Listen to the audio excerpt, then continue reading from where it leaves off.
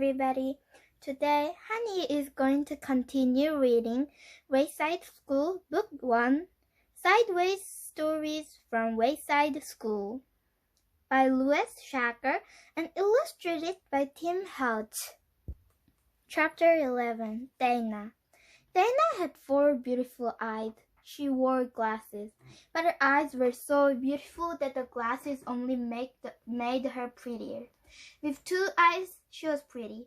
With 4 eyes, she was beautiful. With 6 eyes, she had been even more beautiful. And if she has 100 eyes all over her face and her arms and her feet, why, she would have been the most beautiful creature in the world.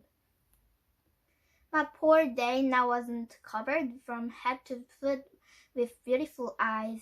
She was covered with mosquito bites. Mrs. Jules picked her up yardstick and said, "Now it's time for arithmetic." "Oh no, Mrs. Jules," said Dana. "I can't do arithmetic.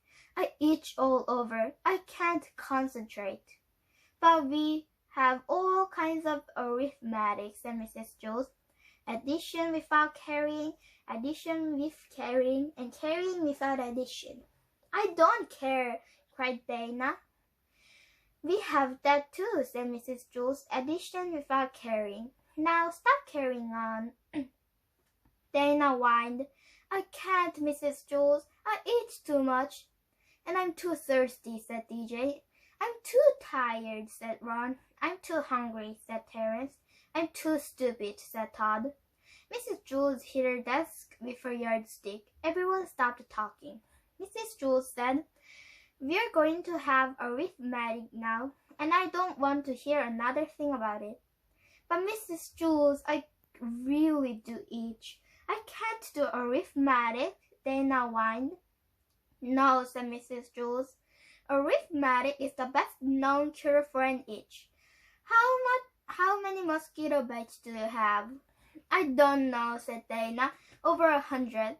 First I tried scratching one, but then another one started to itch.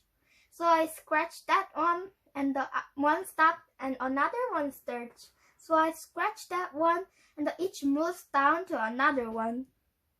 And it goes back to the first one. The itch just never stayed in the same place. I just can't scratch them all." "What you need is a good, strong dose of arithmetic," said Mrs. Jules. "I'd rather have calamine lotion," said Dana. "Remember, Dana," said Mrs. Jules, "mosquito bites itch, not numbers." "So what?" said Dana. Mrs. Jules continued, "We'll just have to turn your mosquito bites into numbers." "I'm a mess," Dana moaned. Mrs. Jules began to turn the mosquito bites into numbers. "How much is 3 mosquito bites plus 3 mosquito bites?" she asked. Rondi raised her hand. 6 mosquito bites, she answered. "How much is 6 mosquito bites minus 2 equals bite?" said Mrs. Jules. 4 mosquito bites, said DJ. "How much is 5 mosquito bites times 2? asked Mrs. Jules. 10 mosquito bites, said Phoebe. "Very good," said Mrs. Jules. "I still itch," Dana complained. "I've got one more question," said Mrs. Jules. "How much is 49 mosquito bites plus 75 mosquito bites?" Nobody raised a hand. "Think, class," said Mrs. Jules. "This is for Dana." Nobody knew the answer. Dana's itch began to get worse and worse. At last, Dana began counting her own mosquito bites. She counted 75 on the side and 49 on the other. Then she added them together for a total of 124 mosquito bites. 124 mosquito bites, Dana called. "Very good," said Mrs. Jules. Dana had 124 mosquito bites, and none of them itched anymore. "I'm still thirsty," said DJ. "Can arithmetic do anything for that?" "I'm still tired," said Ron. "I'm still hungry," said Terence. "I'm still stupid," said Todd. "I'm glad we I returned my mosquito bites into numbers instead of letters, said Dana. I could never spell mosquito. Chapter 12. Jason. Jason had a small face and a big mouth. He had the second biggest mouth in Mrs. Joe's class, and there were an awful lot of big mouths in that class. Mrs. Jules, Jason called without raising his hand. Joy is chewing gum in class. Joy had the biggest mouth in Mrs. Jules' class, and it was filled with gum. There was hardly even room for her tongue. Joy, I'm ashamed of you, said Mrs. Jules. I'm afraid you'll have to put your name on the board. That's okay, Mrs. Jules, Jason called. I'll do it. Jason hopped out of his seat and wrote Joy's name on the blackboard under the word discipline. While he was up, Joy took the glum of a gum out of her mouth and placed it on Jason's chair. Rondi and Allison giggled. Jason walked back from the blackboard to his desk and sat down. Mrs. Jules, he called, I'm stuck. Rondi and Allison giggled again. Mrs. Jules got angry. Joy, you're going home on the kindergarten bus today. Oh, good, said Todd. I'll have some company. Todd went home on the kindergarten bus every day. He could never seem to make it to 12 o'clock without getting into trouble 3 times. His name wasn't even up on the board yet, but he knew that by 12 o'clock it would be up, checked, and circled. Mrs. Jules, what am I going to do? I'm stuck. I'm going to have to stay here the rest of my life, said Jason. Joy, tell Jason you're sorry, said Mrs. Jules. I'm sorry, Jason, said Joy. Oh, that's okay, Joy, said Jason. I don't mind. Try to get up, Jason, said Mrs. Jules. Jason tried. I can't, Mrs. Jules, I'm stuck. Mrs. Jules asked the 3 Erics to help. Eric Fry and Eric Ovens pulled Jason. Eric Bacon held a chair. Stop, said Jason. You'll rip my pants. Rondi and Allison giggled. All right, said Mrs. Jules. Let's try ice water. That could freeze the gum and make it less sticky. I'll go get some from Miss Mush. Miss Mush was the lunch teacher at Wayside School. She had the remarkable ability to uncook a dish and overcook it at the same time. Her specialty was a nice hot bowl of mud. She called it porridge. Jason looked at Rondi and Allison. No, Mrs. Jules, he said. Don't leave me. Besides, Miss Mush's ice water is probably warm. Don't be silly, Jason, said Mrs. Jules. I'm sure it will at least as cold as her soups. Rondi and Allison leered at Jason.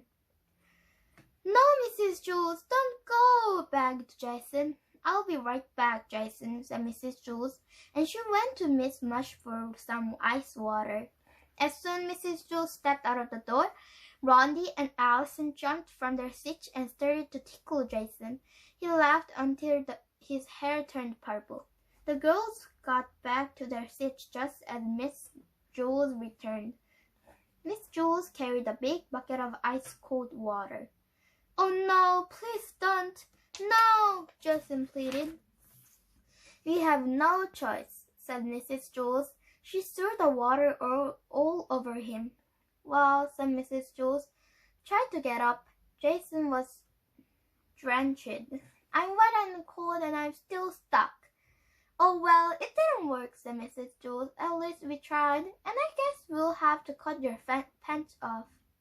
Rondi and Allison giggled. No, Mrs. Jules, no, Jason screamed. I don't mind being stuck here. I'm really very comfortable. Don't be silly, Jason, said Mrs. Jules.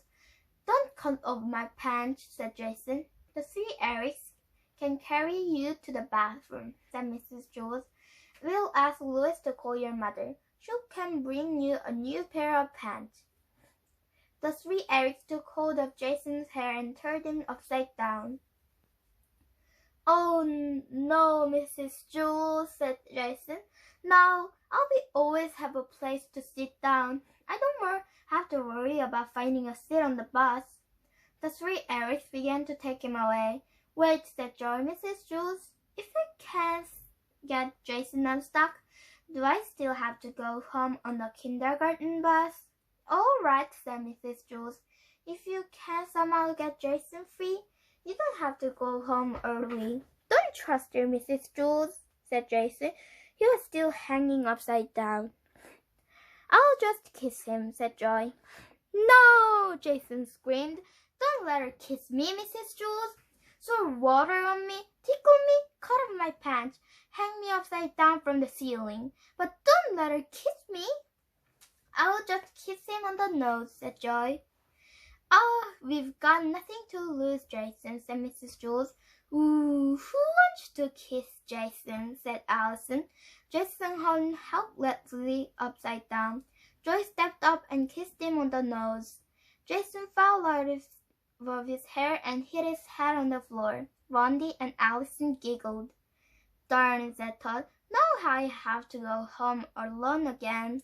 Joy erased her name from the blackboard. Chapter 13. Rondi. Rondi had 22 beautiful teeth. Everybody else had 24. Rondi was missing her 2 front teeth. And those were most beautiful teeth of all. Your front mouth teeth are so cute, said Mrs. Jules.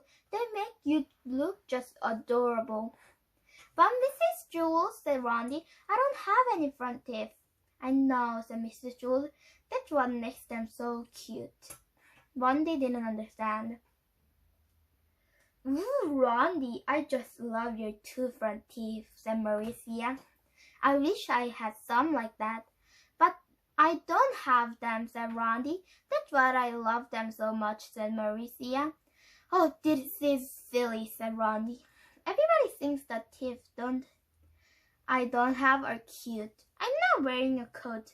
Don't you all just love my coat? And what about my 3rd arm?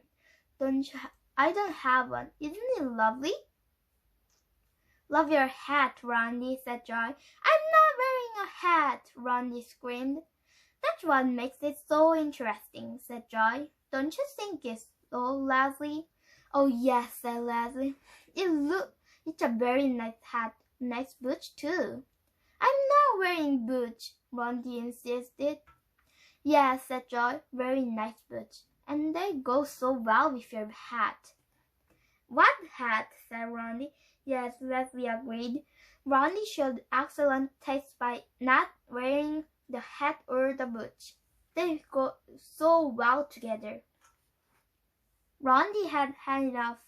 She covered her head so nobody could see the hat. She put her feet under the desk so nobody could see her boots. Then she closed her mouth tightly so nobody could see her 2 front teeth.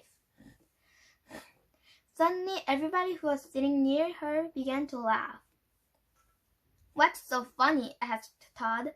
The joke Rondi didn't tell, said Jason. Ask Rondi not to tell it again, Todd, said Calvin. Rondi, said Todd, don't tell it again. Rondi was horrified. She didn't know what to do. She kept her mouth shut and just stared at Todd. To her amazement, Todd laughed. Hey, everybody, called Todd. Listen to Rondi's joke. Rondi didn't say a word, and the rest of the class began to laugh. Mrs. Jules got very angry. She wrote Rondi's name on the blackboard under the word discipline. The classroom is not the place for jokes, she said. But Mrs. Jules, said Rondi, I didn't tell a joke. Yes, I know, said Mrs. Jules, but the funniest jokes are the ones that remain untold. Okay, said Rondi. If that's what you want, then that's what you get. I'll really tell you a joke. That way I won't disturb the class. And tomorrow I will wear boots and a hat. Of course, you won't like them as much as ones I didn't wear today, but I better hurry up and tell my joke before you all start to laugh. There was a monkey sitting on the banana tree. He was very hungry. He knew that somewhere in the tree was a magic banana, and that when he ate the banana, he would be hungry anymore. He ate 1 banana. That wasn't it. He was still hungry. He ate another banana.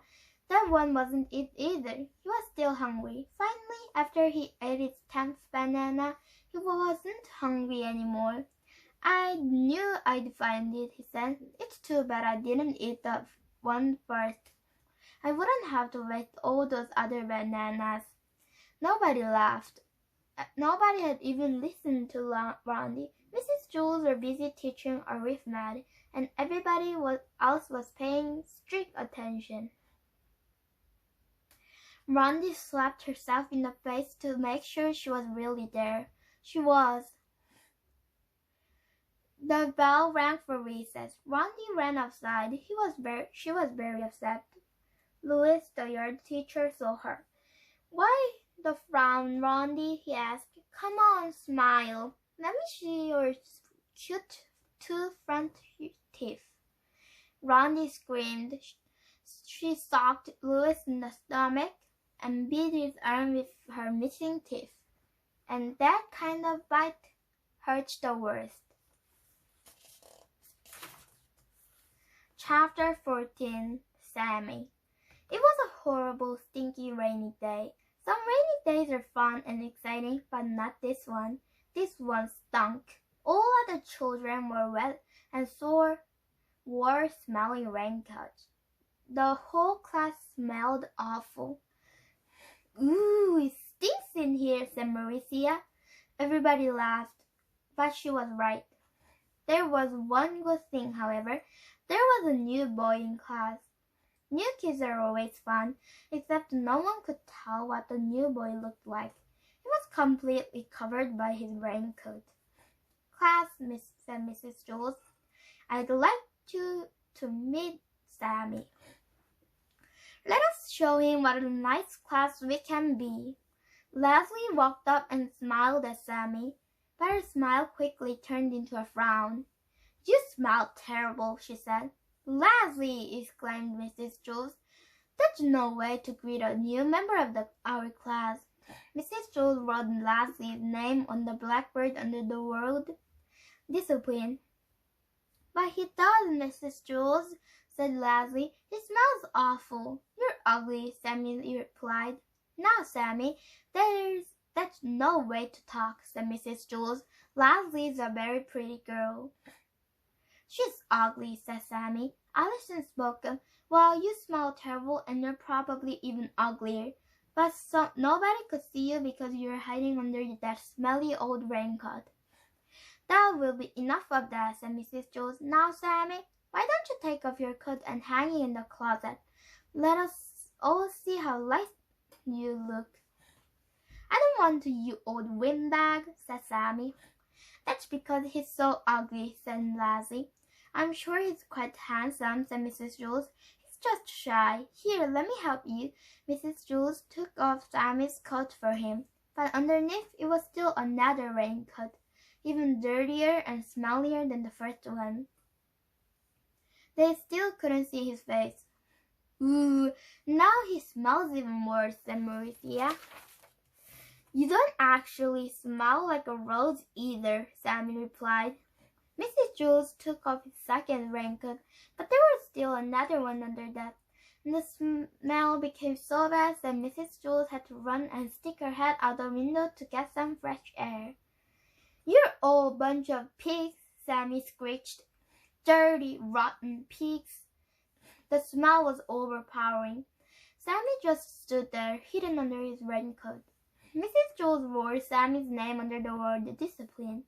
"Send him home on the kindergarten bus," said Joy. "Not with me," said Todd. Mrs. Jules held her nose, walked to Sammy, and removed his raincoat. She threw it out the window, but he had on still another one. Sammy hissed, "Hey, old windbag, watch where you throw my good clothes." Mrs. Jules put a check next to Sammy's name on the blackboard. Then she took off another raincoat and threw it out of the window. The smell got worse, for he had on still another one. Sammy began to laugh. His horrible laugh was even worse than the horrible noise. Then Sammy first came to the room. He was 4 feet tall. But after Mrs. Jules had removed 6 of his raincoats, he was only 3 feet tall, and there was still more raincoat to go. Mrs. Jules circled his name and removed another coat. She threw it out the window. Then she put a triangle around the circle and threw another one of the coats outside. She kept doing this until Sammy was only 1.5 feet high. With every coat she took off, Sammy's laugh got louder and the smell got worse. Some of the children held their ears. Others could hold only one ear because they were holding their nose with the other hand. It was hard to say which one was worse, the laugh or the smile. Sammy stopped laughing and said, "Hey, old windbag, if you take off one more of my coats and throw it out the window, I'll bite your head off." "The smell was too bad for me to allow them in my classroom," said Mrs. Jules. "You can pick them up when you leave." "They smell better than you do, pighead," Sammy shouted. Mrs. Jules didn't stop. She took another one of his coats and another and another. Sammy was only 4 inches tall, 3 inches tall, and 2 inches tall. At last, she removed the final coat. Oh, there was a dead rat. "Well, I don't allow dead rats in my classroom," said Mrs. Jules. She picked it up by the tail, put it in a plastic bag, and threw it away.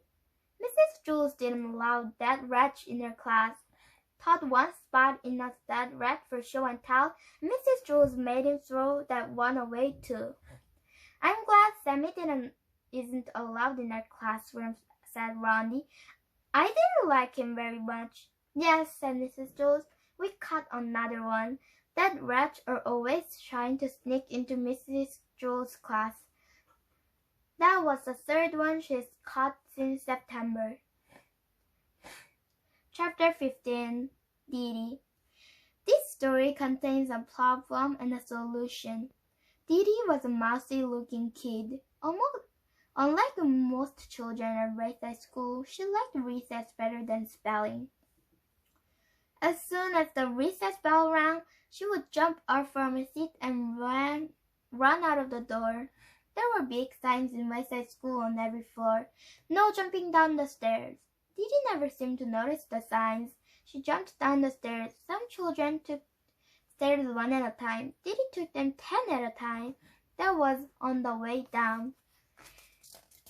It was funny. She never seemed to be in quite the same hurry on the way back up. There was another sign at Wayside School. "No cutting across the grass." Didi must not have ever seen that one either. She cut across the grass and ran up to Louis, the yard teacher. "I want a green bowl," Didi said. "The green bowls were the best." "I'm all out of green bowls," said Louis. "Okay, then I want a red bowl," said Didi. Red bowls were just as good as the green bowls. They didn't bounce as high, but actually, sometimes you don't want a bowl to bounce too high.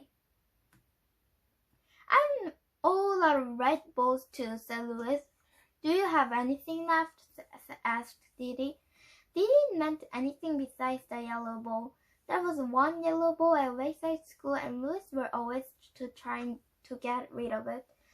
It didn't bounce, and it never went the way it was kicked.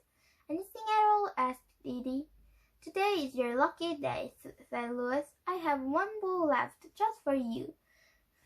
The one and only yellow bowl." "No thanks," said Didi. "Oh, come on, take it," said Louis. "Why don't you ever have any green or red bowls?" asked Didi. "I do," said Louis, "but the other children ask first. By the time you get out of here, they're all gone." "But that's because I have to come all the way from the 30th story.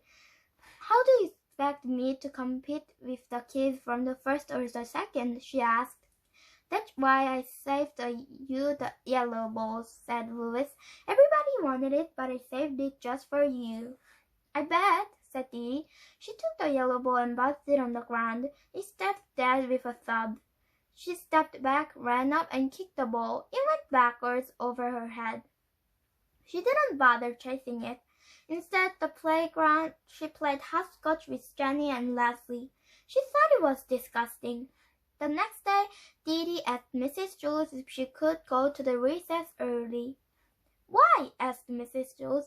So I can get a green bowl before Louis gives them all away, said Dee. I'm glad you have a good reason, said Mrs. Jules. Yes, you may go, but first spell Mississippi for me. Spelling was not Dee's best subject. By the time she finally got it right, she was 5 minutes late for recess. She jumped down the stairs, cut across the grass, and ran up to Louis. There was no green bowl left. There was no red balls left either. However, there was still the yellow ball. Dee played the jump rope with Joy and Maricia. It was no better than hopscotch.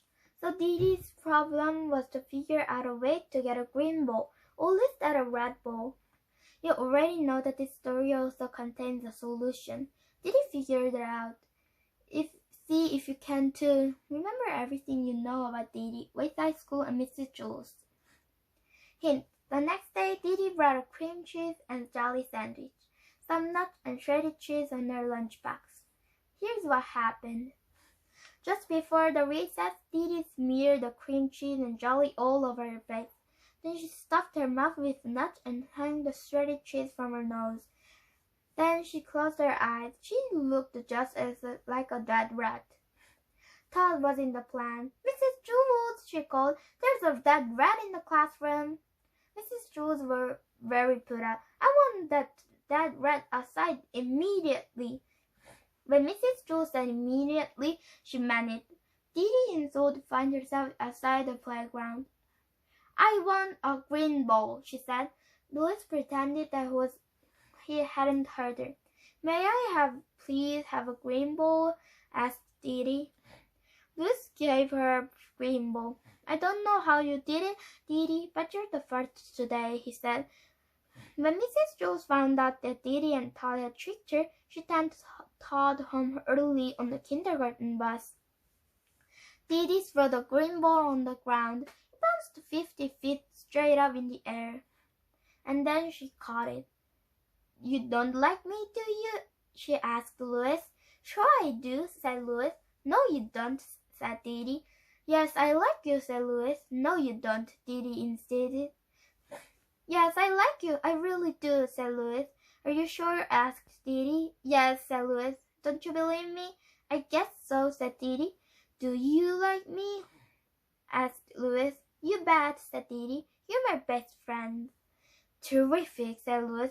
I always to be the best friend with a dead rat.